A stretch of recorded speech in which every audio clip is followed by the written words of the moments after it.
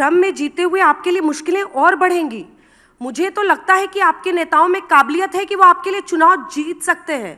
क्यों नहीं जीत पा रहे हैं ये बताना आपका काम है, लेकिन आप नेताओं पर मंथन करने को तैयार नहीं है, स्ट्रैटेजी पर मंथन करने को तैयार नहीं है।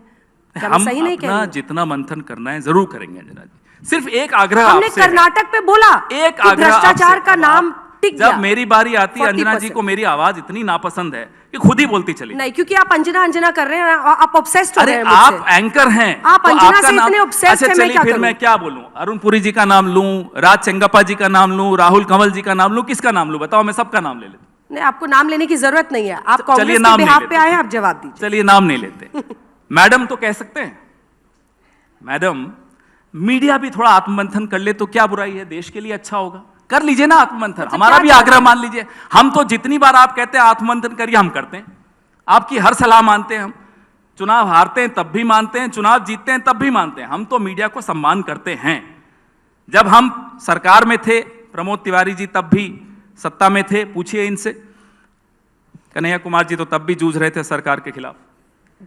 जब हम सरकार में थे, आप लोग रोज कार्यक्रम करते थे, जहाज कह दिया था, रोज कार्यक्रम करते थे आप हमारे खिलाफ। हमने तो कभी नहीं फोन करके बोला साहब आपके बॉसेस को कि नहीं अंजना जी को हटा दीजिए, उनको कम कर दीजिए। हिरेन जोशी हमारे यहाँ तो कोई था ही नहीं। बस फिर शुरू हो गया। क्यों नहीं शुरू होंगे? आपको क्या आपत्ति है? मैं हिरेन जोशी का नाम ले रहा हूं ना, आप मत लीजिए, मैं तो लूंगा। मैं विपक्ष में हूं, मैं नाम भी नहीं लूं कि कौन है जो आज मीडिया की हत्या कर रहा है। मैं नाम लूंगा, मुझे कोई डर नहीं है। रोक लेंगे एक बार और, हवाई जहाज से उतार लेंगे, मुझे उतार लें।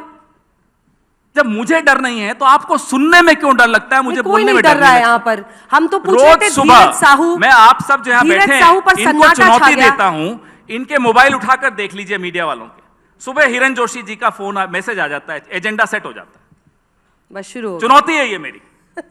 मैंने देखे हैं वो मैसेजेस, ऐसे नहीं बोल रहा हूं, मैं जिम्मेदारी से बोल रहा हूं। 15 साल में सरकार में बहादुर तो प्रमोद जी आप निकले, आपने धीरज साहू पे जवाब दिया। धीरज साहू पे भी जवाब दूंगा। थोड़ी बहादुरी आप दिखाइए कि जब मैं आईना दिखा रहा हूं तो आईना देखिए, आप भी बहादुरी दिखाइए।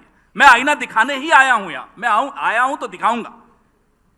अब आइए धीरज साहू पर। मैंने उसका सबसे पहले जवाब आपको दिया। महेश शाह, एक और शाह का भी नाम लेते लेते रह गया, अमित शाह।